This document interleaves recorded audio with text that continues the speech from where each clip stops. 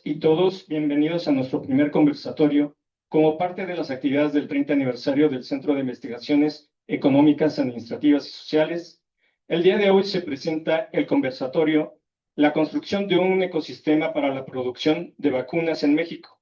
¿Qué hacer y cómo? Coordinado por la Maestría en Gestión de la Innovación, este será un espacio de diálogo que se realizará en el marco del proyecto Democratizar conocimiento para mejorar la salud mediante el desarrollo de capacidades para la producción de vacunas.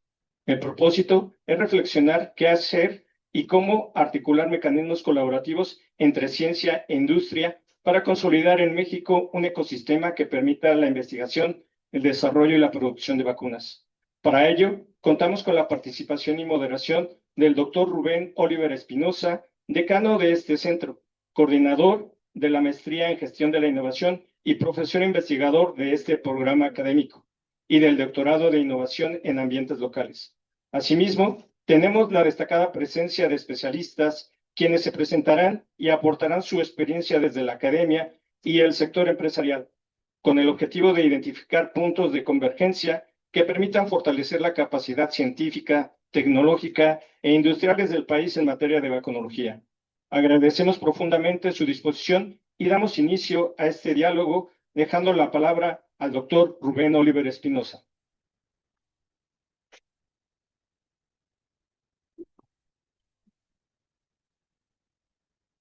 Gracias. Buenos días, sí se escucha bien, ¿verdad? Sí. Bueno, voy a tomar asiento. Muy buenos días, compañeros, compañeras. Estamos el día de hoy para conversar sobre este tema que surgió como consecuencia, ustedes saben, recientemente vivimos una pandemia, estamos en la época de pospandemias, el tema de la salud pública, particularmente las vacunas, fue un tema que se puso en boga, que es relevante, eh, no queremos dejarlo pasar. De hecho, que existe el famoso Plan México, en el cual uno de los temas relevantes a considerar es la generación de insumos y suministros y soluciones tecnológicas para atender enfermedades infecciosas, incluidas, por supuesto, la producción de vacunas.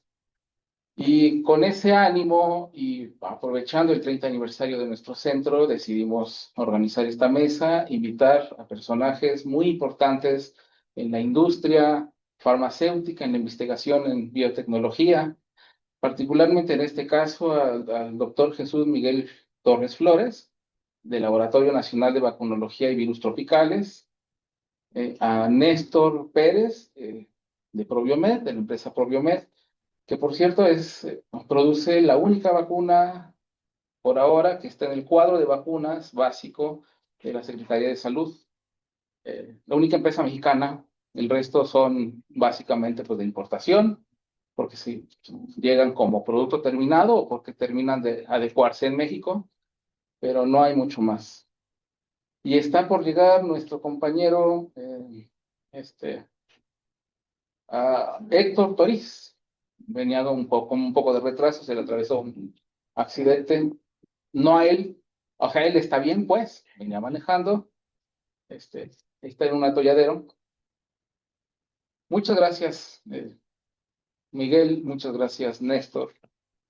Vamos a iniciar. Por favor, como primer elemento, preséntense ustedes, hagan de ustedes y de la organización de la cual vienen. Por favor.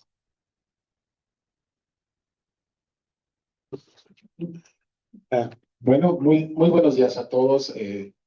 Muchas gracias por la invitación, Rubén. Creo que es importante que tengamos estos espacios de diálogo, ¿no? Para conocernos, tratar de entendernos, ver qué son las cosas que nos preocupan, porque las cosas se ven diferente dependiendo de la trinchera donde estés, ¿no? Y eso creo que es algo que nos pasa y de repente no queremos compartir las visiones de otros grupos o de otras personas o de otros intereses.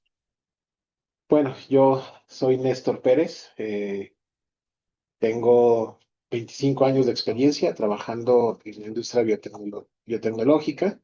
Trabajo para una empresa mexicana que se llama Probiomed, SADCB, es una empresa que tiene más de 40 años de historia y somos una empresa que se dedica a la producción de productos biotecnológicos, ¿no? Entonces hacemos eh, eritropoyetina, hacemos interferones, ¿no? Diferentes marcas para diferentes usos y factores estimulantes de colonias de macrófagos y linocitos y también hacemos una vacuna contra el virus de la hepatitis B, ¿no? La particularidad que tiene nuestra vacuna es que es una vacuna recombinante que se obtiene por la expresión del antígeno superficie del virus de la hepatitis B y este se autoensambla en una estructura que se conoce como VLP, Virus-like Particles, y es el elemento con el cual se inmunizan a las personas para obtener una respuesta inmune que sea protectora para la infección contra el virus de la hepatitis B. De igual manera, hemos trabajado en colaboración con otras instituciones para eh, el desarrollo de vacunas, ¿no? Tuvimos alguna experiencia con una empresa inglesa que estábamos haciendo una vacuna basada en una salmonella typhi recombinante atenuada. Era un modelo muy interesante, pero eventualmente esta compañía, como pasa mucho, era una compañía pequeña y la compró una Big Pharma, ¿no? Y se acabó el proyecto para nosotros. También hemos colaborado con instituciones de investigación del extranjero, como el Baylor College of Medicine. Eh, Hicimos el desarrollo de una vacuna contra la enfermedad de Chagas y estamos esperando la autorización de COFEPRIS para poder hacer los estudios clínicos y ver si esta vacuna puede llegar eventualmente al mercado, ¿no? También tenemos experiencia con adenovirus, ¿no? Durante la pandemia firmamos tratados con Rusia para producir la vacuna Sputnik en México. Lo hicimos, ¿no? Lo logramos. Es una vacuna adenoviral que tiene dos componentes. Desafortunadamente a Rusia se le ocurrió invadir Ucrania y los tratos comerciales no pudieron avanzar, ¿no? Entonces, nos quedamos ahí con 300,000 dosis que tuvieron que irse a la basura. Entonces, creo que hemos estado involucrados, ¿no? Junto con otras compañías mexicanas también, como Carnot, como Leomont, que se subieron al barco también aquí de esto de las vacunas. Y creo que hay algunas cosas que vamos a poder compartir y platicar al respecto. Muchas gracias. Bueno, buenos días a todos. Muchas gracias por la invitación.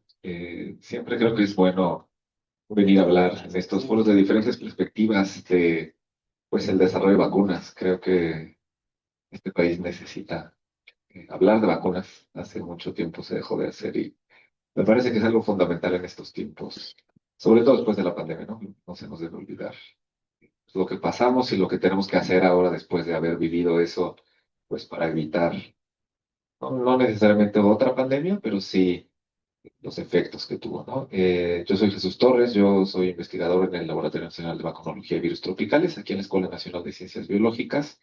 Nosotros en el laboratorio, pues nos dedicamos básicamente a desarrollar candidatos vacunales. Estamos trabajando ahorita con adenovirus. Nuestra idea es pues poder generar vacunas que se consideren 100% mexicanas, desde el desarrollo del vector hasta el desarrollo del candidato vacunal. Nosotros pues tenemos varios proyectos enfocados, por un lado, a buscar adenovirus nuevos en primates. Hemos buscado varios, bueno, aislado más bien varios adenovirus de primates no humanos, de zoológicos en cautiverio aquí en México.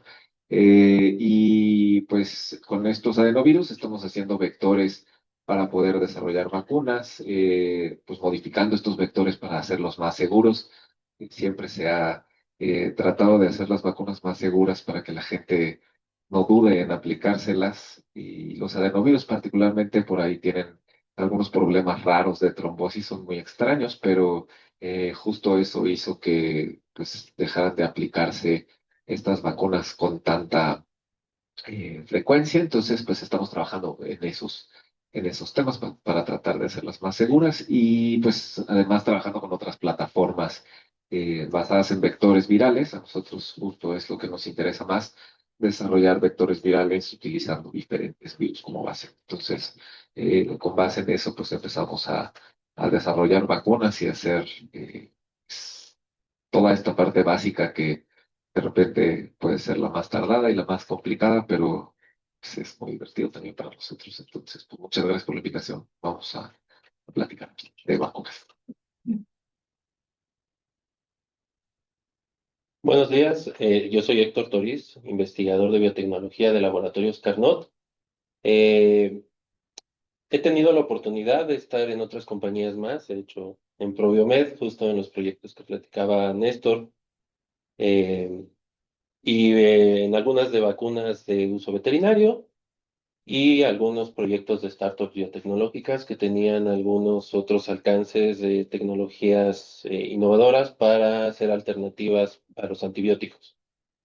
Eh, Es un gusto compartir con ambos doctores, en especial con uno de mis mentores, este espacio. Estamos abiertos a sus preguntas y esperemos que las opiniones que pueda compartirles sean enriquecedoras para ustedes. Muchas gracias. Muchas gracias, sin duda lo que nos puedan aportar será enriquecedor. Hay aspectos técnicos que probablemente el público no conoce, no domina. Bueno, yo no domino, soy economista, hice cuestiones economía del cambio tecnológico, entender el tema de vacunas, híjole, bueno, por supuesto, es cuestión de doctorados, imagínense uno, pero es un modo interesante. Y como ustedes pueden ver, tenemos acá gente que tiene experiencia académica, empresarial, de muchos años, que, que bueno, viene reforzando la idea de la importancia y la relevancia de desarrollar vacunas, contar con un cuadro de vacunas, una producción nacional de vacunas. Y en ese sentido, permítanme formularles una primera pregunta. En México existe, un poco por lo que decía Héctor particularmente, y de alguna manera se corregía de lo que nos venía comentando también Néstor, existe una tradición científica relevante en inmunología y virología, y han existido candidatos vacunales que no han logrado madurar fuera del laboratorio para llegarlos a una escala comercial. Es una industria sumamente compleja. La producción de vacunas es muy compleja. Desde su punto de vista, desde lo que les ha tocado vivir en la academia, en las empresas, ¿cuáles son los cuellos de botella que impiden que candidatos vacunales se vuelvan un producto viable? Y No esté sí. Bueno, sí, efectivamente, yo creo que tenemos una gran tradición. La Escuela Nacional de Ciencias Biológicas del Politécnico tiene departamentos de inmunología, tiene un departamento de microbiología, con distintos laboratorios cuya función es trabajar con este tipo de cosas, ¿no?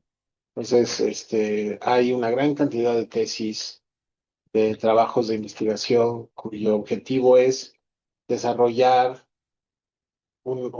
algo que pudiera funcionar como una vacuna, identificar cuál es el epítope neutralizante de X virus, Y virus, ¿no? De tal bacteria. Y ciencias biológicas siempre ha tenido o había tenido, digamos, una conexión muy importante con Birmex, con el Instituto de Biología que están aquí a la vuelta, ¿no? Entonces sí tenemos una tradición importante. El, el problema, lo que yo veo que luego muchas veces pasa, es que desde el investigador, ¿no? El investigador dice, bueno, yo ya hice mi desarrollo, está padre, ya se graduó mi alumno, ya tuve una publicación, pues, ¿qué voy a hacer ahora, no? Pues voy a buscar otro modelo interesante, otro virus, y esa investigación se queda guardada en un cajón, ¿no? Este, o resulta de que muchas veces lo que hacemos en laboratorio eh, es muy complicado escalarlo a un proceso productivo, ¿no? A veces los procesos productivos, pues, primero tienen que tener suficientemente suficiente tamaño para que sean económicamente viables. Y durante este proceso de escalamiento, de una escala laboratorio, donde debo decir que en el laboratorio todo sale, aunque los alumnos digan que no, en el laboratorio todo sale, ¿no? Está una escala en la cual no te preocupa el shear stress, no te preocupa que las células se vayan a alisar por exceso de espuma, que les vaya a pasar, que se te vaya a tapar el filtro, que, que no tengas un tanque de suficiente tamaño para lavar tu columna. O sea, son cosas que no preocupan, ¿no? Preocupan hasta que haces un escalamiento y haces un proceso productivo, ¿no?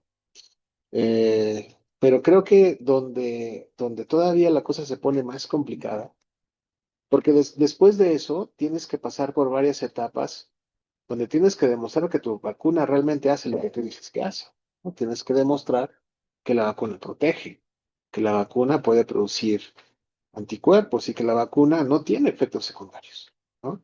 Entonces, mientras estemos trabajando en modelos animales o modelos de laboratorio, vamos bien. Creo que el primer gran impedimento que tenemos es hacer el estudio clínico para demostrar que esto funciona, ¿no? Eh, Ahora que tuvimos la pandemia, pues hubo múltiples vacunas que obtuvieron registros, ¿no? Y que hicieron estudios que tenían 5,000, 10,000, 20,000 personas, ¿no? Todas ellas voluntarias.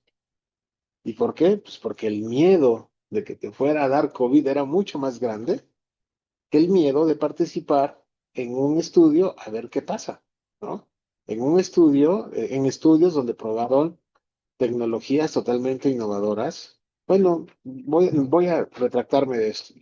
Tecnologías que tenían 20 años que se habían desarrollado, porque tanto los adenovirus como la tecnología de RNA mensajero, por ejemplo, para vacunas, se desarrolló hace 20 años, a principios del 2000, pero no se habían atrevido a probarlas realmente en la población, ¿no? Uno revisa la literatura y hay una gran cantidad de artículos y trabajos donde se hicieron pruebas en animales, pruebas concepto, incluso en chimpancés, ¿no? Y todos son pruebas exitosas, pero no se había llegado a la producción o lanzar una nueva vacuna, pues porque los costos también de hacerlo son muy elevados. Entonces, se abrió aquí una perspectiva interesante y hubo mucha gente dispuesta a ser voluntaria y participar en un estudio clínico que le iba a salvar la vida a un montón de personas, ¿no? O sea, valía la pena correr el riesgo. Pero eso pasó con las primeras 4 o 5 vacunas. Después hubo otras 3, 4, 10 vacunas más que ya no lo lograron. ¿Por qué? Pues porque ya la gente no quería participar o era muy difícil conseguir a alguien que no le hubiera dado COVID. O sea, ya a todos nos dio COVID, ¿no? Entonces, ¿qué empezaron a hacer las otras? Vamos a hacer nuestro estudio clínico para demostrar que nuestra vacuna es un buen refuerzo. Y entonces, sí pudieron ahí irlo sacando, pero ya las que iban de inmunización inicial ya no lo consiguieron, ¿no? Ya nada más era el refuerzo, ¿no? ¿Por qué? Pues porque la población, yo creo que prácticamente a todos nos dio COVID, ¿no? O sea, no medio nos salvamos, ¿no? Yo me salvé como año y medio de que me diera COVID hasta que finalmente me dio. Pero esas son las cosas que causan esto, ¿no? Ahorita salir con una vacuna de una enfermedad que, que pues no le importa prácticamente a nadie, ¿no? En el primer mundo, y a lo mejor solamente es un problema de tercer mundo, conseguir los voluntarios por el estudio clínico es complicadísimo. Y eso es lo que al final viene retrasando. La opinión pública con respecto a las vacunas está muy polarizada, ¿no? Hay grupos que son abiertamente antivacunas, ¿no? Y como consecuencia de eso, ¿qué está pasando? Estamos viendo brotes de enfermedades que creíamos que ya se habían ido para siempre, ¿no? Sarampión, ahorita en Inglaterra hay un brote de meningitis, causada por una cepa que te proteges con vacunas, ¿no? Y entonces, ¿qué había pasado? Pues que en Inglaterra ya no estaban poniendo esa vacuna, la retomaron en 2015, pero hay una generación de muchachos que no está vacunado, ¿no? Y entonces ahorita hubo un brote y pues están todos apanicados por eso, ¿no? Entonces, las vacunas definitivamente las necesitamos. Es lo que ha prolongado, es una de las razones por las cuales se ha prolongado la expectativa de vida de la humanidad. Y no podemos renunciar a eso, tal vez porque no las entendemos, porque no confiamos en ellas, porque hay teorías de conspiración de repente, ¿no? Que surgen en las redes sociales y a veces es más fácil creer en eso que en lo otro, ¿no? O sea, yo muchas veces pongo el ejemplo, ¿no? Oye, tienes cáncer, estás recibiendo un tratamiento, tal vez un anticuerpo monoclonal, tal vez quimioterapia, pero llega tu tío, tu primo, tu sobrino y te dice, no manches, es que, mira, con esta cosa, este es polvo de víbora de cascabel, te curó fulano, y te la empiezas a tomar, y te curas, ¿no? Digo, te curas. Y entonces de repente dice, a ver, yo digo, si le preguntas a esa persona, ¿qué te curó? No te va a decir, fíjate que me dieron un anticuerpo monoclonal, anti-CD20, y entonces me depletó todas las células malas, y no, lo que te va a decir es, tomé polvo de víbora de cascabel y me curé. Es más fácil creer, cuando no entendemos las cosas, es más fácil creer en el milagro que en la ciencia, ¿no? Y entonces, eso es algo que todavía no hemos superado y que no va a pasar mucho tiempo para que lo podamos superar. Y es más fácil arraigarnos a nuestras creencias y que ir a los datos duros, ¿no? Entonces, eso es un obstáculo también gigantesco que tenemos que ver cómo vamos a superar. Y creo que un buen paso es este tipo de foros, ¿no? Este tipo de foros donde la gente pueda hablar, aprender, entender y seguir para adelante. Ya ocupé mucho tiempo. Y, bueno, yo creo también que hay un tema desde la academia para desarrollar vacunas y ahí es, creo, el punto importante que debemos tocar. Siempre hay un ego académico muy grande.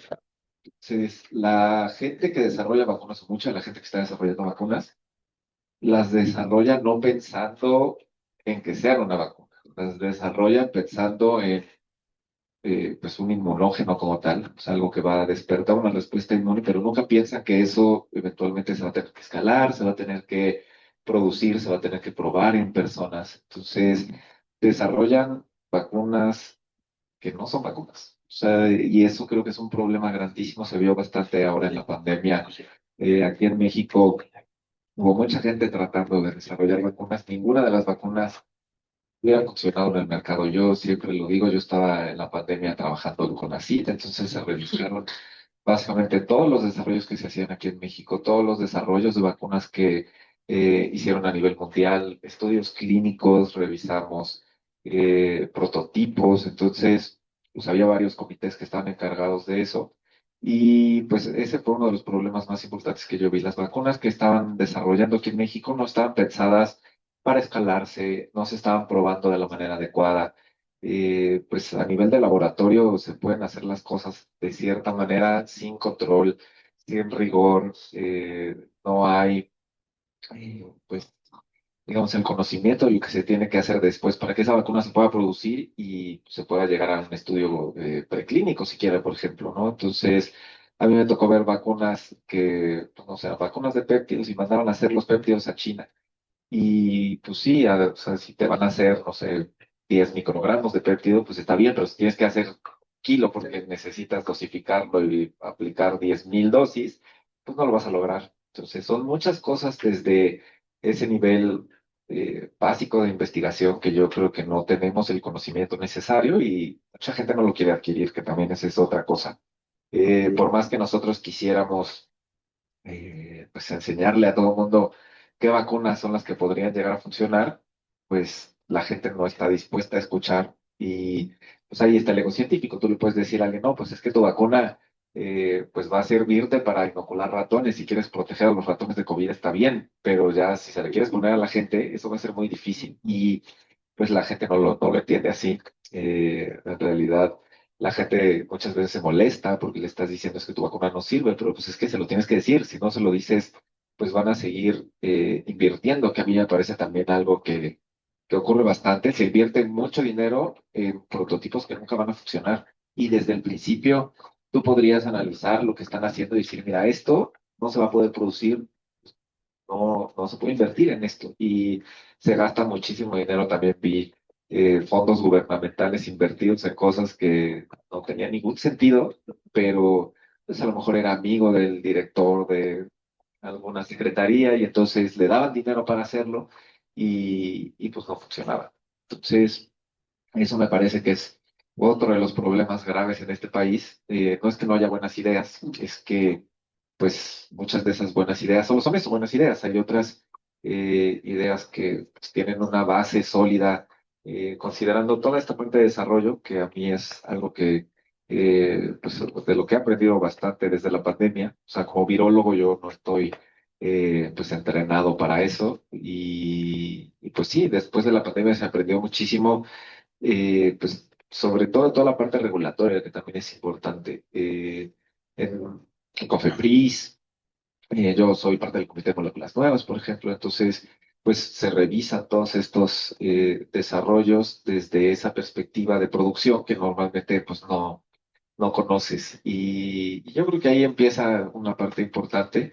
Pues habría que entrenar a los investigadores para hacer ciencia aplicada. No toda la ciencia es igual. A mí me encanta hacer ciencia básica y gastar mucho dinero para ver de qué color es el virus. Es padrísimo, pero son cosas que pues, aumentan el conocimiento, no necesariamente impactan a la gente. Entonces, uno tiene que estar consciente del tipo de ciencia que está haciendo. Se pueden hacer las dos sin ningún problema y no es que la ciencia básica no tenga impacto, también lo tiene. Muchos de los descubrimientos que ahora aprovechamos vienen de la ciencia básica, pero si se quieren hacer vacunas en México, por ejemplo, nosotros lo que hacemos es utilizar plataformas que ya sabemos que funcionan. ¿Para qué haces? No estamos descubriendo el hilo negro, pues que esa es otra, ¿no? Pues está padrísimo innovar en vacunas y tratar de encontrar la vacuna no plus ultra recientemente desarrollada, pero sí hay plataformas que funcionan los virus atenuados, por ejemplo, son una plataforma. Ahora hay mecanismos muchísimo más modernos para atenuar virus y eso es algo que mucha gente no sabe. Las vacunas de vector se utilizan muchísimo. Pues son plataformas que ya sabemos que funcionan. Entonces, yo creo que es mejor abordar este asunto desde lo que ya sabes que funciona para nuevas enfermedades que pues tratar de descubrir el hilo negro. Ahí, pues creo que es un nicho importante en este país y hay gente muy talentosa que si supiera cómo hacer las cosas, o sea, cómo pues, van a necesitar una columna de gigantesca para purificar una proteína que a lo mejor no vale la pena o no, la inversión no es redituable, entonces saber que no va a llegar y moverse, o sea, aprovechar el talento en cosas que tienen muchísimo más potencial de aplicación que pues, en cosas que realidad no van a pasar, aunque uno quisiera que pasara. ¿No? Entonces, bueno, yo creo que por ahí va la cosa. Gracias.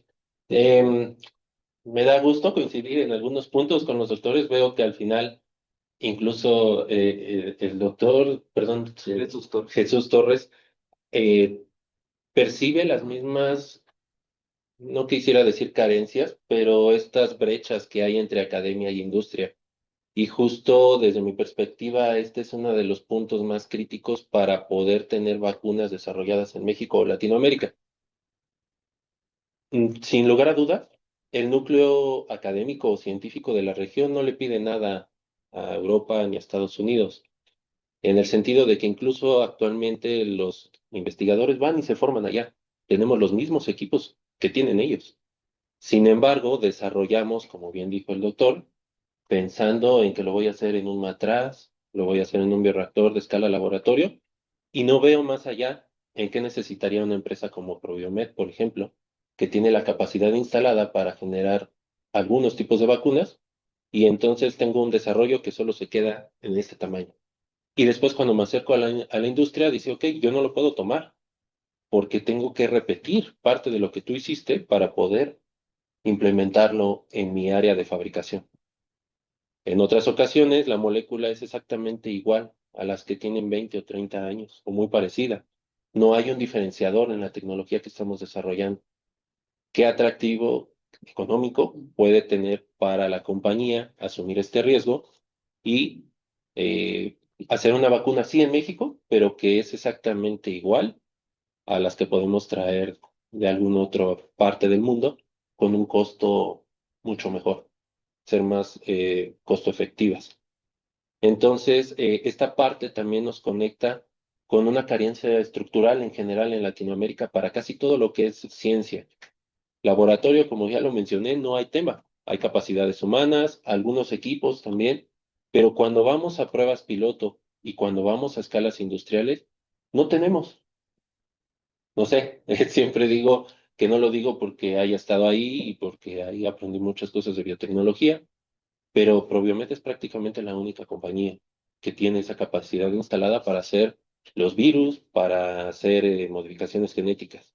Fuera de México, ubico algunas compañías en Argentina, como Laboratorio Richmond, me olvidé el nombre, MapScience, y que tienen esta capacidad de traer tecnologías nuevas y desarrollar pilotos, material suficiente para hacer las pruebas clínicas, que es otro nudo, como bien explicó el doctor Néstor.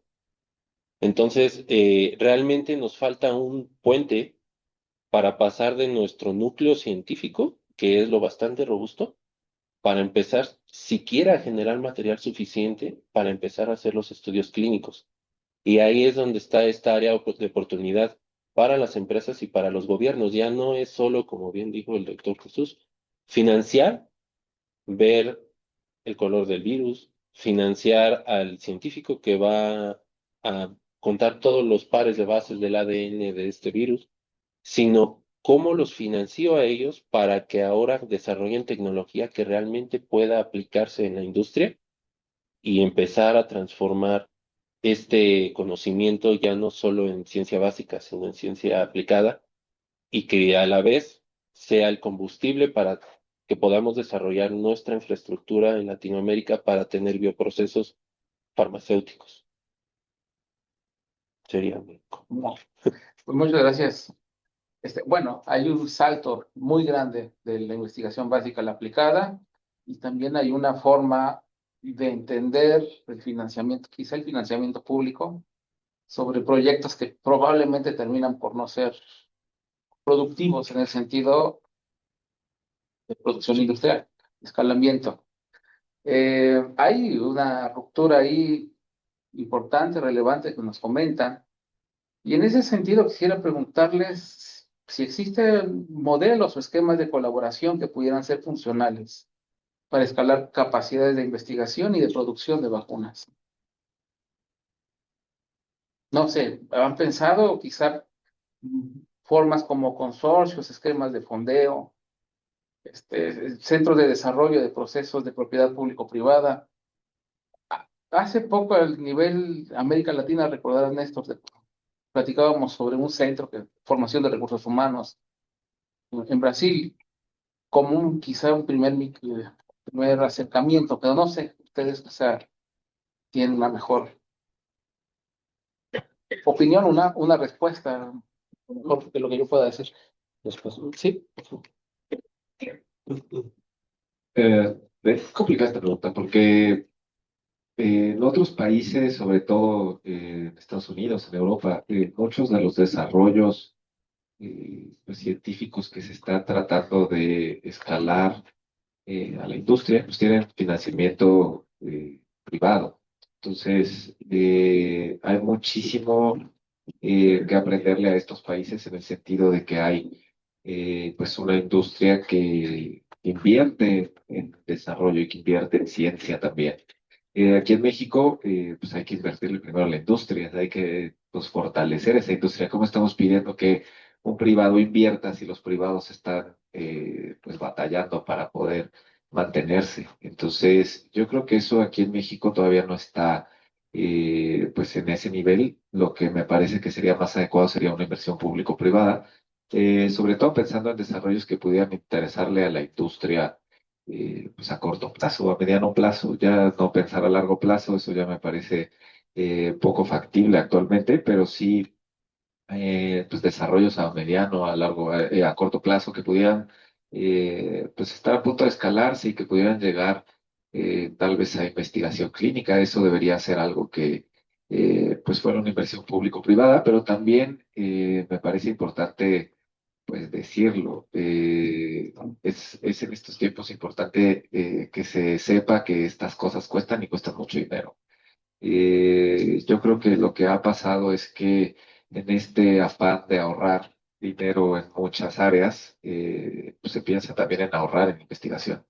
Un estudio clínico, pues es muy caro y es más caro mientras más personas requieras enrolar en el estudio, ¿no? Entonces, si tú piensas que pues tienes que invertirle a este tipo de estudios, pues, el dinero normalmente no va a salir solo de la empresa o solo del gobierno. Tendría que ser una coinversión y, pues eso no ha pasado en este país.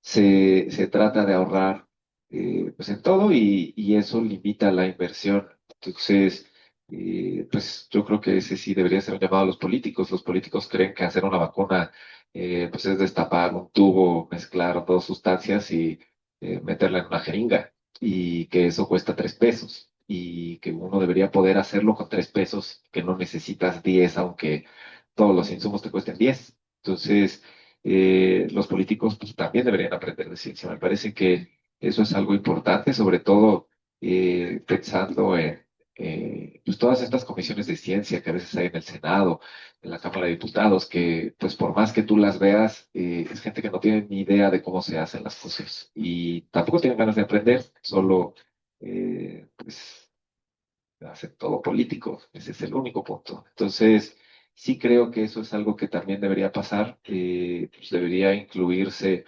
a toda la clase política en estas cuestiones de desarrollo para que sepan qué es lo que se tiene que hacer, para que sepan cómo se hace y para que sepan que el costo pues es elevado y que lo que se está invirtiendo va a valer la pena a largo plazo. Yo he escuchado ya varias administraciones diciendo, vamos a recuperar la producción de vacunas en México, vamos a recuperar la producción de vacunas en México, y no ha pasado. Y visitas y visitas a plantas, a Birmex, que pues era la empresa del Estado que se dedicaba a esto, y pues la dejaron morir. Esa es la realidad. Yo sé que les cuesta mucho trabajo entenderlo, pero para que Birmex pudiera volver a producir habría que invertir muchísimo dinero.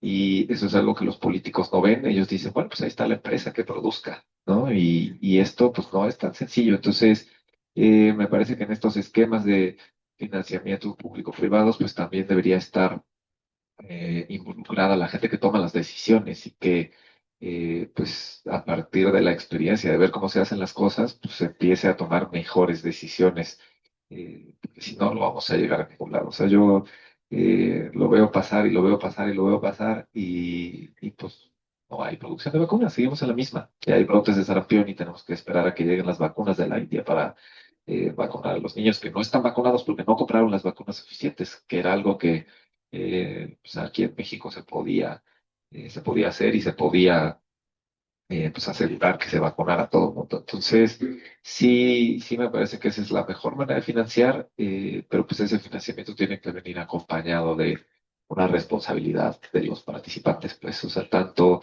de los científicos, de los desarrolladores y de la clase política, pues para que todos se enteren de lo que hacen los demás y, pues sean esquemas más funcionales, donde pues, no se pierda tiempo, no se pierda dinero y sobre todo pues, se potencien las capacidades del país.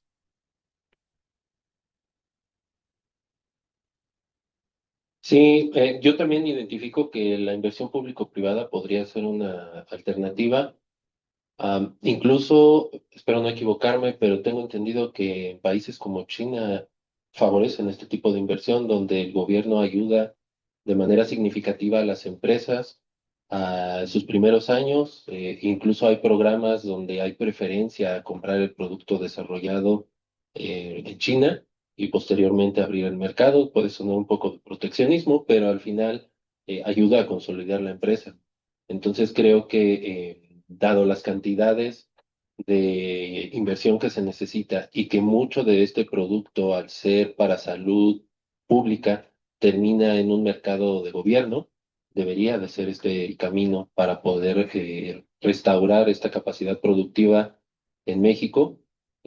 Claro, sin dejar de lado que puede existir alguna empresa con la capacidad de hacerlo de manera privada. Em, Creo que indudablemente, como bien dijo el doctor, esto no puede ser solo que se jale o se empuje desde el área privada o solo del área política. Ambas necesitan interactuar, y en el caso de la parte política, creo que también ahí hay un nicho de oportunidad para personas con una formación técnica científica. En otras ocasiones he tenido la oportunidad de compartir esta idea, en el sentido de que muchas veces estamos desde el lado de "Mira, el político no entiende", y es cierto, pero ¿cómo podemos esperar que lo entienda si no tiene la formación técnica, ¿no?, para hacerlo? Entonces, creo que también, no solo en nuestro caso como personas dedicadas al área de la biofarmacéutica, sino en general, áreas muy técnicas debería de empezar a permear esta idea y a formarse personas, sí, con la parte técnica, pero con el objetivo de tener puestos de, públicos, donde puedas ser parte de la palanca que acciona todos los programas, ¿no? Porque justo si no hay este entendimiento, existen programas donde el dinero se va a otros fines, los proyectos se evaluaron mal, no se evalúan o no se proyectan las las leyes de manera adecuada, y bueno, al final es un ciclo, ¿no? Entonces creo que hay también una participación, más allá de la inversión, donde también como personas con una formación técnica científica, tenemos que cambiar esta perspectiva de participación a algo más activo. Doctor Augusto. Bueno, creo que modelos hay muchos, ¿no? Hay muchos modelos, lo mencionabas, ¿no? Brasil ya lleva unos 15 años, tal vez 20 años con su modelo de, como le dicen ellos, parcerías, y tienen casos de éxito, ¿no? Pero ¿sabes qué es lo que yo veo que ha pasado en Brasil? Que sí, estas parcerías les han ayudado a tomar, a que otras empresas inviertan en Brasil, y de cierta manera el conocimiento ya lo adquirió Brasil, pero no ha generado empresas brasileñas que estén haciendo estos productos de alta tecnología. Al menos yo todavía no lo veo, ¿no? O a lo mejor no estoy tan enterado, pero la última vez que vi todavía no pasaba, ¿no? O sea, Brasil sí, tiene ya instaladas plantas, que son copropietarios, Big Pharma y el gobierno de Brasil, creando un tercero, y están produciendo anticuerpos monoclonales, ¿no? Terapias de última generación, pero todavía esto no ha fomentado el desarrollo de una industria realmente propia. A lo mejor eventualmente va a pasar, ¿sí? Pero todavía no ocurre, ¿no? Está también, pues, el modelo americano, que ahora que fue la pandemia, pues el gobierno pagó en adelantado las vacunas para que ellos pudieran hacer la inversión. O sea, una promesa de que, oye, te voy a producir tantas vacunas, te las voy a tener listas en 100 días, ¿no? Que fue el reto que se impuso, y el gobierno lo pagó en adelantado, entonces a un precio eh, alto, ¿no? Y ellos pudieron hacer las inversiones y lo que hubieran tenido que hacer para producir las vacunas, ¿no? Que creo que es un modelo, pues, también basado en confianza, ¿no? Pues, en recursos económicos, ¿no? No siempre esos recursos económicos están a disponibilidad de cualquier gobierno, ¿no? Pero, por ejemplo, el modelo coreano, ¿no? O sea, el modelo coreano no es un modelo que empezó hoy, es un modelo que empezó hace 60 años, ¿no? O sea, hace 60 años Corea era un país más atrasado que México, y ellos tomaron la decisión de fortalecer su educación. Entonces dijeron, vamos, ¿cuál es nuestra prioridad número uno? La educación.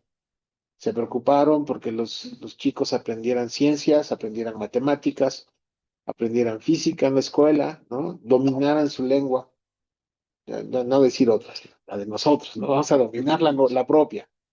Y hoy Corea es un país que tiene una industria biotecnológica propia, tiene una industria automotriz propia, tiene muchos de los, ¿cómo se llaman estas cosas que compramos para nuestra casa, ¿no? Televisores, refrigeradores, teléfonos, celulares, son coreanos, ¿no?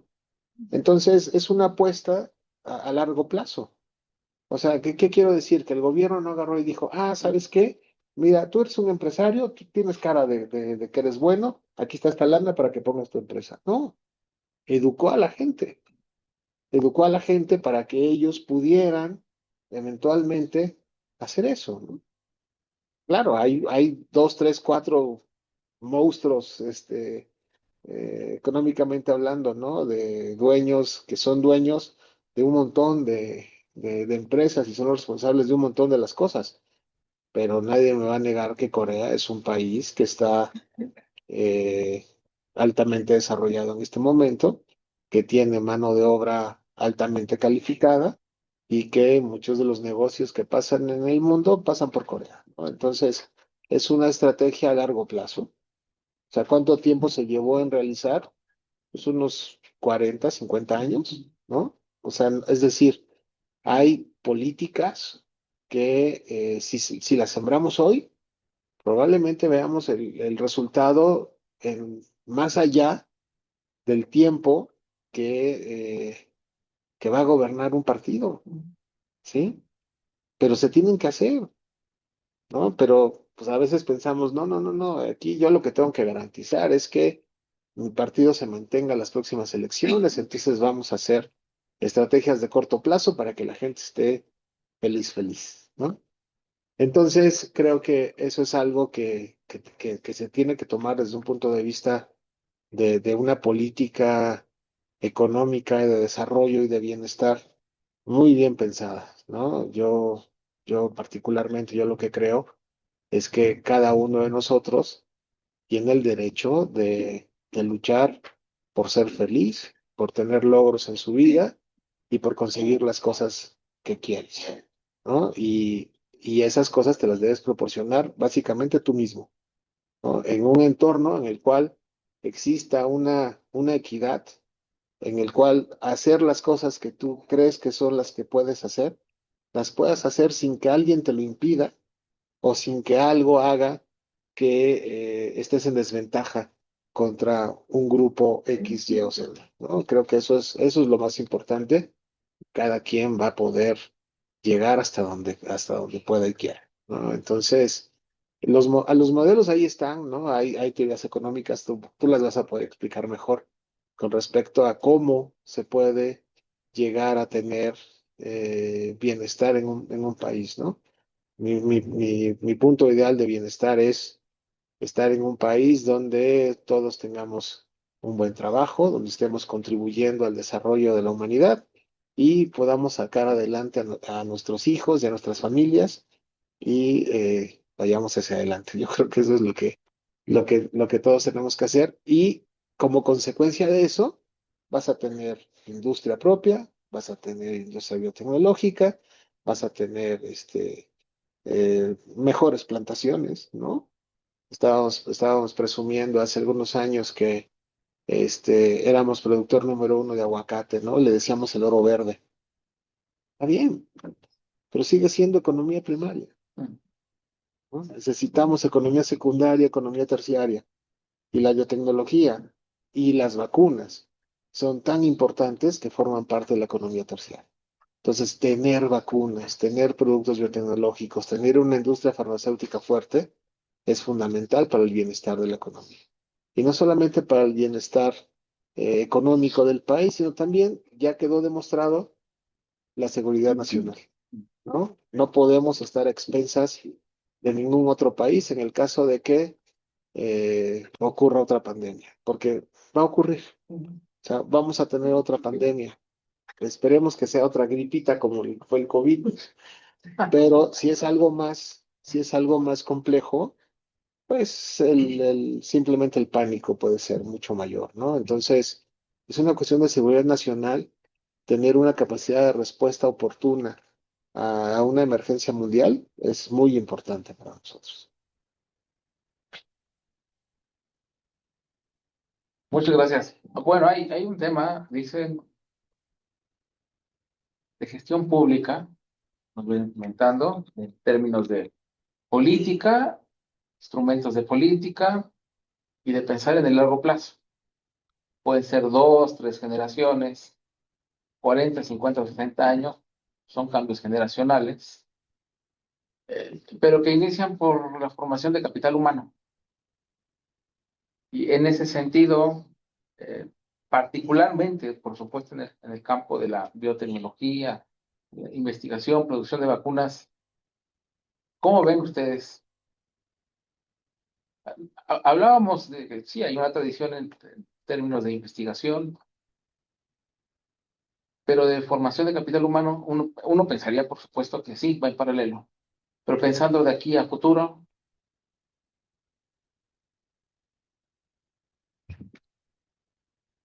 Bueno, creo que la formación de capital humano eh, es adecuada, sin embargo, le falta evolución. Algunos puntos han cambiado, pensando específicamente en la cuestión de producción de vacunas, y que no necesariamente se han actualizado dentro de la academia, ¿no? Eso nos hace pensar en programas educativos y demás temas relacionados.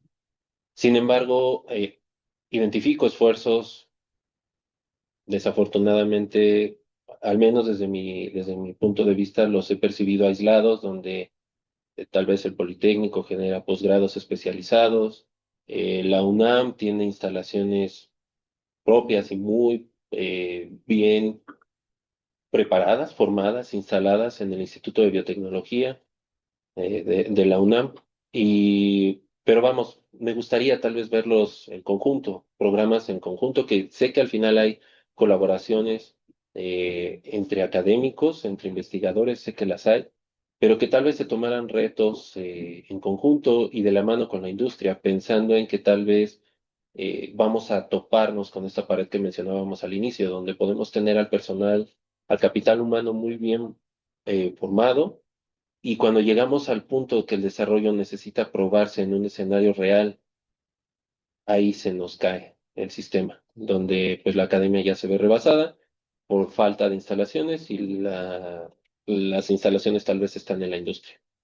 Entonces, que tal vez hubieran este tipo de programas donde justo si pensamos en un alumno de alguna carrera relacionada, puede hacer el recorrido desde tomar la parte teórica hasta empezar el trabajo en laboratorio en diferentes niveles, dependiendo si está solo en la licenciatura, o en una maestría o en un doctorado, pero no solo se va a quedar ahí. Si tuviéramos este recorrido completo, pudiéramos incluso llevarlo a un escenario real ya en la industria. Entonces, hacer como este recorrido completo, creo que podría ser un ejercicio que robustecería a la formación del capital humano y además podría ir asociado al desarrollo de proyectos particulares muy específicos de nuestra región, vacunas de Chagas, dengue, chikungunya, este tipo de vacunas que son enfermedades asociadas a vectores y que podríamos tal vez implementar este tipo de programas.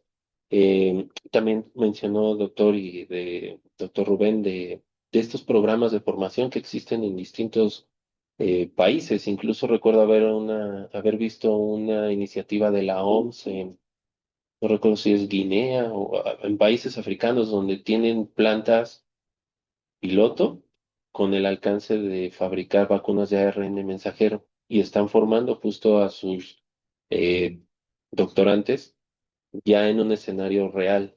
En el lado de Latinoamérica me parece que eso solo sucedió en Brasil con biomanguiños y el resto de los países no tuvimos acceso a eso, ¿no? Siendo que México, como varias veces ya lo mencionó el doctor Néstor, pues tal vez hace 1 o 2 generaciones estábamos adelante de ellos, ¿no? Y de pronto ahora Brasil y Argentina están adelante de nosotros en biotecnología y nosotros nos estamos quedando atrás, ¿no? Entonces creo que este tipo de programas donde todos avancemos a la par, academia y industria, creo que pueden darnos nuevamente esta ventaja competitiva o acercarnos a quienes ya nos están dejando atrás.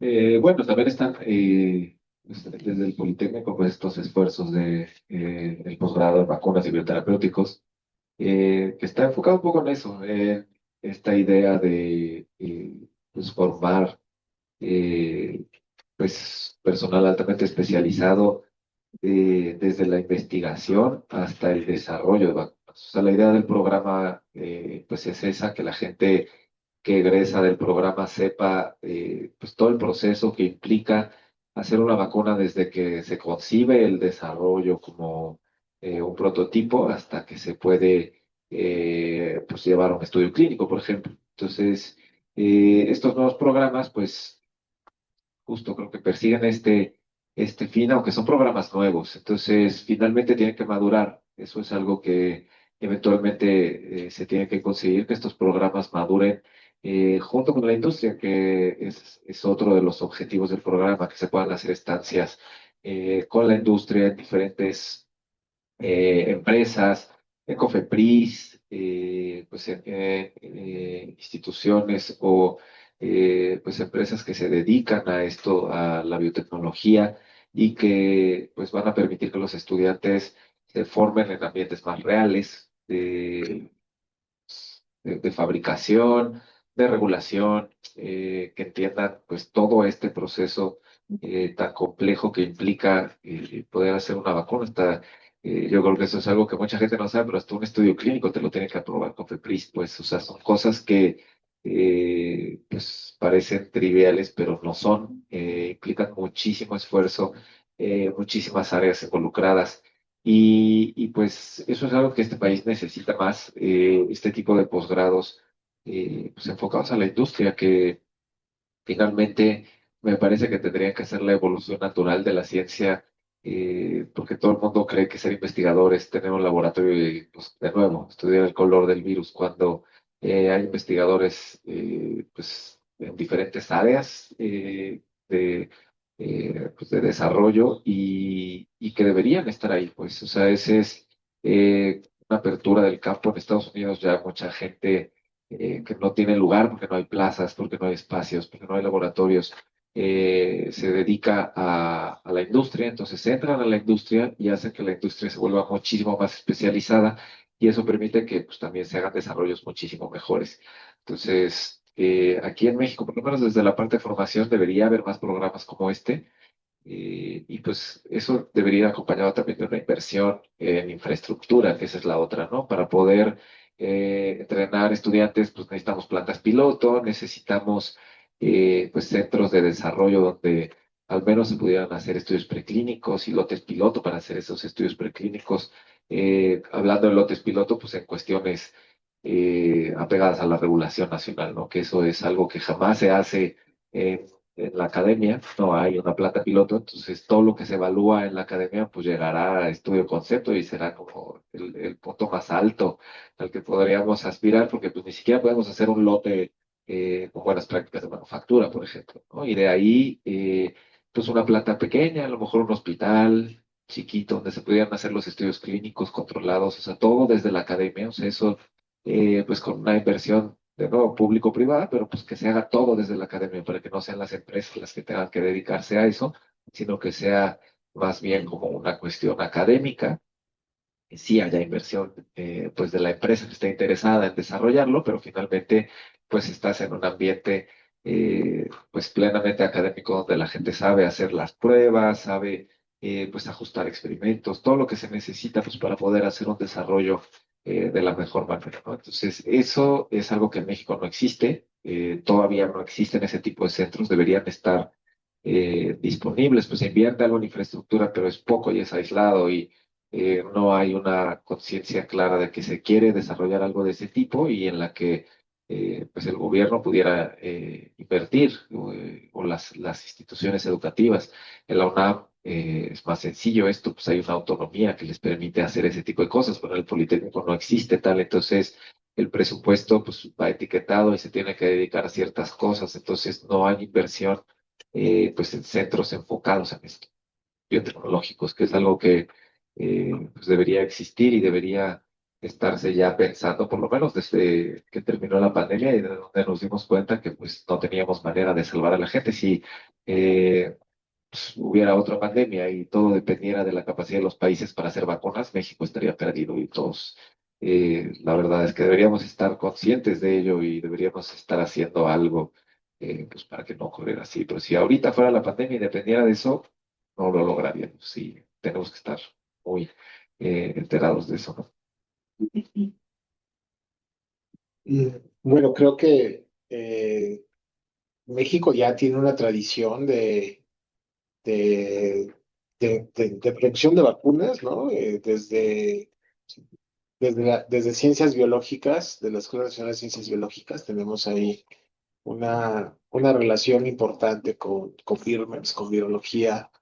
Yo recuerdo muchos de mis profesores en la escuela trabajaban en Birmex, ¿no? Tenían ahí, eran directores o jefes de producción, ¿no? Y iban y nos enseñaban microbiología y otras cosas, ¿no? Entonces creo que eso siempre ha existido.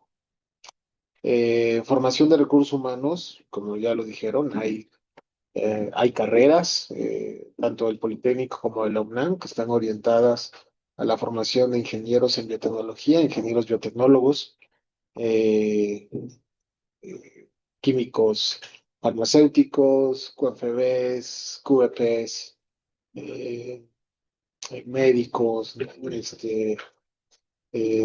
Creo que las carreras, y creo que también salen suficientes muchachos de estas carreras. Creo que el material humano ahí está. Lo que nos hace falta es un ecosistema, que es lo que estaba mencionando Jesús, ¿no? Quieres ser biotecnólogo y sales de repente y dices, bueno, ok, ¿dónde trabajo, no? No hay muchas opciones, o sea, realmente no hay, o sea, digo, tú nos invitaste, pero nosotros tres nos conocemos, ¿verdad? De hace tiempo, ¿no? Y nos hemos visto en otros foros y bueno, y hemos trabajado juntos y, ¿no? O sea, nuestro universo es bien pequeño, ¿no? Es bien pequeño. Entonces, ¿cuántos realmente estamos dedicados a la biotecnología? No, no lo sé. O sea, pero ir al Congreso de, de Biotecnología y Ingeniería es encontrarte a todos los cuates, ¿no? ¿Qué pasó? ¿Cómo están? O sea, seguimos siendo muy pocos, ¿no? Creo que nos hace falta masa crítica, ¿no? Y sobre todo hace falta, pues, que existan otras empresas, no sé, otros polos de desarrollo para estos muchachos, ¿no? Muchos de nuestros colegas, amigos, oye, ¿te acuerdas de fulano? Ah, sí, ¿dónde está? Ah, fíjate que está en el Max Planck. Qué padre, ¿no? O está en el Instituto Pasteur. Sí, hay muchos mexicanos que están ahorita en centros de investigación del primer mundo haciendo desarrollos, haciendo investigación en biotecnología, haciendo otras cosas que aquí en México no las pueden hacer. ¿Por qué? Pues porque no tenemos los espacios. Entonces, necesitamos tener más espacios donde la gente se pueda seguir desarrollando. Estamos formando un montón de jóvenes en carreras que están con un nivel de especialización relativamente alto y no tenemos la oferta laboral suficiente para que se queden en México a trabajar, a desarrollar las cosas que saben hacer y pues están yendo al extranjero, ¿no? Y es algo que no es nuevo, esto no es algo que empezó ahorita, es algo que tiene muchísimo tiempo. Lo difícil de irse al extranjero es que no sabes si vas a regresar, ¿no? O sea, este, yo hice un postdoc y regresé, pero, pero pues a lo mejor bajo ciertas circunstancias, pero muchos de nuestros compañeros que se van no regresan. Y yo no conozco ningún mexicano que le haya ido mal en ningún lado. A todos les va bien. A todos les va bien, porque todavía tenemos una forma de enseñar las cosas que se va a los fundamentos.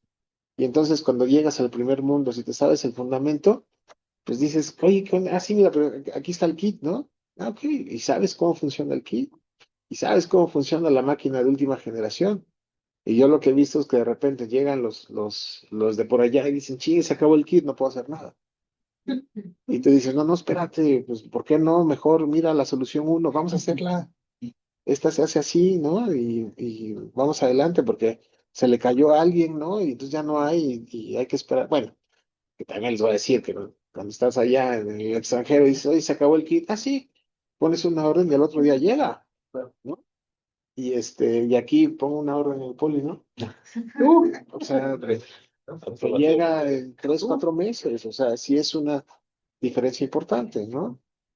Entonces nos hace falta fortalecer estos ecosistemas, pero yo creo que el conocimiento, la formación que tienen nuestros muchachos en México es muy bueno, es muy sólido, saben cosas, tan es así que cuando han trabajado, los que yo conozco que han trabajado en Proviomed, muy rápidamente están haciendo cosas este, importantes, ¿no? Superiores, eh, ¿cómo se dice? Proponiendo, oye, vamos a hacer esto, vamos a hacer lo otro, y saliendo adelante, ¿no? Creo que eso es muy valioso. Entonces, lo que nos hace falta es un ecosistema que le saque todo el provecho a esto. Muchas gracias. Bueno, hay algunos temas que vienen abordando sobre gestión pública, política pública.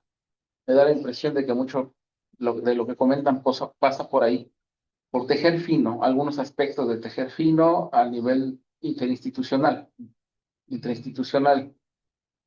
Pero hay también un tema, por lo que he platicado con diferentes actores, de regulación sanitaria. La complicación, la complejidad, la burocracia, los tiempos que implica, y que parece que también es un área de oportunidad para mejorar la producción en vacunas. ¿Ustedes consideran o qué condiciones podrían mejorarla? ¿Quieres yo empiezo? Y pues ya me toca a mí. Mira, yo creo que la regulación mexicana ha evolucionado los últimos 10 años, ¿no? Se firmaron acuerdos que tienen que ver desde que se firmó el Tratado de Libre Comercio con Estados Unidos y Canadá, de lograr una homologación en los requisitos regulatorios que son necesarios para poder competir, ¿no? Desde hace yo creo que 2011, más o menos, 2012, que fue cuando aplicó la nueva versión de la norma, que ya estaba alineada hacia eso, la industria farmacéutica mexicana pues, se ha tenido que adaptar, ¿no? Para empezar, mucha de la industria nacional eran plantas que estaban adaptadas en casas, ¿sí? Se producían, era una casa que estaba, no sé, en la colonia Roma, en la del Valle, y se habían puesto ciertos cuartos y ahí estabas produciendo tabletas o cualquier cosa, ¿no? Con la llegada de la nueva regulación, toda esa industria farmacéutica desapareció, ¿sí? No podían simplemente construir una planta, ¿no? Que es realmente lo que necesitas si quieres tener cumplimiento regulatorio. O sea, necesitas tener una planta con sus separaciones, sus cascadeos, su HVAC, ¿no? Acabados sanitarios, no sé, ¿no? Una serie de reglas que están enfocadas a que los medicamentos sean seguros, ¿no? Y la primer seguridad que debes tener al tomar tu medicamento es que te estás tomando el medicamento que dice que es y que no está contaminado con ninguna otra cosa y que no te va a hacer daño, ¿no? Entonces, para cumplir esas tres cosas, la industria farmacéutica tiene que tener una infraestructura que una vez que la echas a andar, no va a parar nunca, ¿sí? A menos que cierres tu planta, ¿no? Eso tiene que pasar. Eh, Incluso la tienes que mantener prendida, estés fabricando o no, ¿sí? Por eso es que los costos de la industria farmacéutica son tan altos. Nos cuesta muchísimo dinero mantener las plantas funcionando. Eh, y hacer la inversión para tenerla también es muy importante. Por eso es que creo que se calcula el 80-90% de la industria farmacéutica mexicana desapareció en los últimos 15 años, ¿no? No pudieron dar ese salto a tener una planta grande, una planta propia. Eh, y al principio todos decíamos, "Oh, ¿cómo es posible que la COFEPRIS tenga estas regulaciones? Nos están igualando con las plantas de los Estados Unidos, pero los precios que paga el sector salud en México son bajísimos, ¿no? O sea, son muy bajos. Ya estamos, aquí nos quejamos, es que en Estados Unidos pues, hay monopolios, ¿no? Entonces por eso los precios son muy altos. Bueno, en México tenemos un monopsonio, ¿no? Solamente el sector salud compra medicamentos en volumen y pues nos hace que nos destrocemos entre nosotros para que los precios sean cada vez más bajos, porque esto es una cuestión de subasta, ¿no? Entonces el gobierno le compra al que ofertó más bajo y todos los años espera que el precio baje, ¿no? Ya solo falta que se pongan negativos. Claro.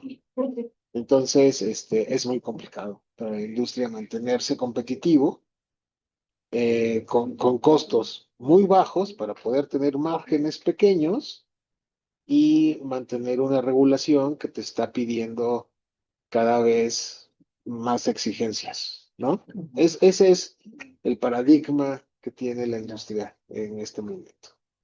Eh, pero mira, a lo mejor hasta eh, cambias tu modelo de negocio, te vas a alto volumen, bajo costo, ¿no? Ves cómo arreglas, ¿no? Tus plantas para que saques alto volumen y eso te permita competir, ¿no? Para eso el mercado está diseñado de esa manera. Pero el problema de la exigencia regulatoria es que yo no lo veo mal, está bien, hay que ver la seguridad de todos. El problema es que haces un trámite en la COFEPRIS y no te contestan a tiempo y te dejan ahí, ¿no? Y pasa un año y pasan dos y no pasa nada. Ese es el problema, ¿sí? O sea, lo que necesitamos es que nos contesten rápido, que sea expedito. A lo mejor estoy mal, pero que me lo digan rápido para que lo pueda componer, ¿sí? Pero no te dicen nada. Ese es el problema.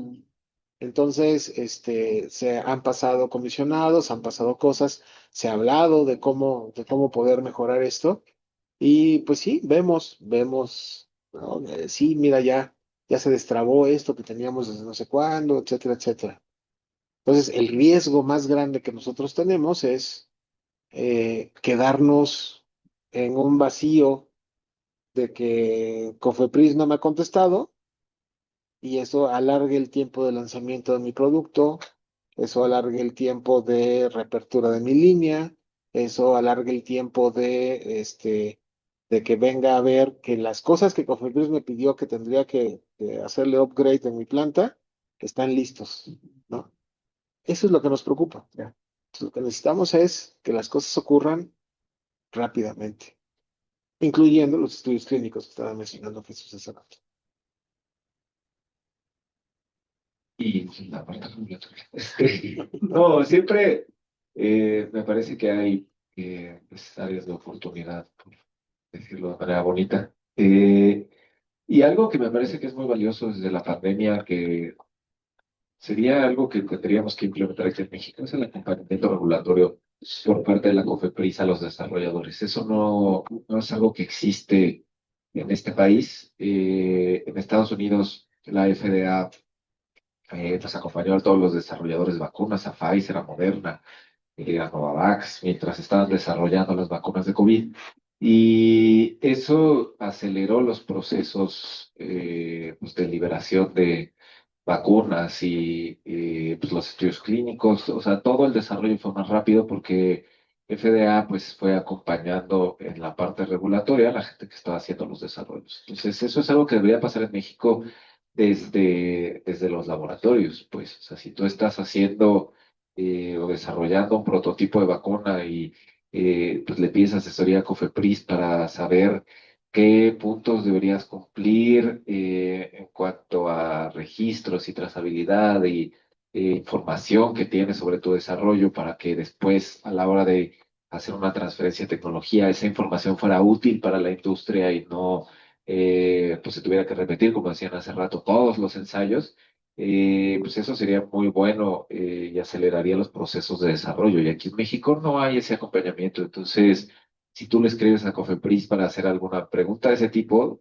ni siquiera responden el correo, pues o sea, ellos no lo tienen en el panorama ni ese tipo de asesorías y por tanto, pues no existe. Entonces, esa parte regulatoria pese a que se ha ido actualizando y ahora con toda la armonización con ICH, pues se busca que todos estos procesos regulatorios, pues como decía Néstor, se adapten más a los estándares internacionales, pues eso es muy bueno. Sin embargo, la burocracia sigue siendo latinoamericana, ¿no? Entonces, sigue habiendo procesos que son lentos, aunque se ha intentado mejorar y se ha hecho algunos avances, pero pues la parte burocrática sigue siendo la misma. O sea, si alguien en Cofepris te dice, pues es que la norma te dice, sé que tienes que dar 3 saltos para atrás para registrar esta vacuna y solo pudiste dar 2 saltos y dices, bueno, pero estos 2 saltos estuvieron mejor hechos que los 3 que tendría que haber dado, pues Cofepris te va a decir, no, tienen que ser 3. Entonces, la regulación sigue siendo muy astringente en esas cuestiones cuando pues este acompañamiento a los desarrolladores lo que permitió, por lo menos en la pandemia, fue darle esos niveles de astringencia a toda la parte regulatoria y decir, bueno, pues puedes hacer un ensayo clínico funcionando en la fase 1 y la fase 2, cosa que nunca se había visto, y pues con eso haces el estudio clínico en 6 meses en vez de hacerlo en 10 años, ¿no? Entonces, sí mejora pues la velocidad del desarrollo, mejora pues la facilidad con la que la gente tiene acceso a las soluciones de salud, que finalmente es lo importante. O sea, siempre tenemos que considerar que esto es para que las personas no se mueran. O sea, eso es el punto principal. Entonces, nosotros trabajamos para la gente, no trabajamos pues ni para el gobierno, ni para nosotros. O sea, estamos trabajando para ayudar. Y eso, pues a la parte regulatoria también se le olvida. O sea, es algo que se vio también en la pandemia. Pues con la vacuna patria, ¿no? Donde estuvo la vacuna patria y ahí el acompañamiento de Cofepris, pues debería haber sido muchísimo más cercano para facilitar el desarrollo, no para decir es que no cumples los estándares internacionales, esta vacuna no se puede hacer. Y eso es algo que me parece, pues, muy cerrado y muy cuadrado en la regulación aquí, pues, o sea, si en otros países se abrieron esas posibilidades para que fuera más rápido, ¿por qué aquí no? Y por qué aquí es esa necesidad de no, es que no es como dice el papel, entonces si el papel no lo dice, no se puede hacer. Y es como, pues no, busca cómo hacerlo. O sea, ajusta el papel para que se pueda hacer y se haga bien. Y eso normalmente no pasa y es algo que me parece que sí podría mejorarse. Pues, sí, coincido justo, estos comentarios del doctor Jesús me parecen, es una excelente idea este acompañamiento, hacer este señalamiento. He tenido la oportunidad de acompañar algunos proyectos que están en procesos de aceleración de startups y la falencia más grande es justo eso. O sea, tienen una tecnología increíble, pero siempre es, oye, ¿qué hago regulatoriamente? ¿Lo meto en esa clasificación o en la otra? ¿Qué puerta de Cofepris toco? Es que ya, no sé, hablé por teléfono, mandé un correo, nadie me hizo caso. Y de pronto tienen desarrollos a un punto donde ya hicieron pruebas en animales y están con muy buenos resultados, pero no sé, utilizaron una cepa una bacteria que puede tener efectos tóxicos. No sé, no lo vieron, no, y decidieron seguir porque tenían resultados muy buenos, pero no buscaron y tampoco tuvieron esta red de apoyo de regulatoriamente cómo lo puedo sustentar, o de plano es imposible sustentarlo, me detengo y le busco otra cara a esto que estoy haciendo. Entonces, creo que esta sería una forma de facilitar el desarrollo de nuevas tecnologías en México que sería muy importante y sería un parteaguas. Y respecto al comentario del doctor Néstor, también coincido en que es importante esta exigencia regulatoria porque incluso el hecho de homologarnos podría abrirnos puertas a nuevos mercados. Nos da este sello de calidad de estoy entregándote la misma calidad que te entrega un producto fabricado bajo la inspección de FDA, pero lo estoy haciendo en México. Entonces esa parte está bien, pero necesitamos mayor agilidad de parte de Coca. Muchas gracias.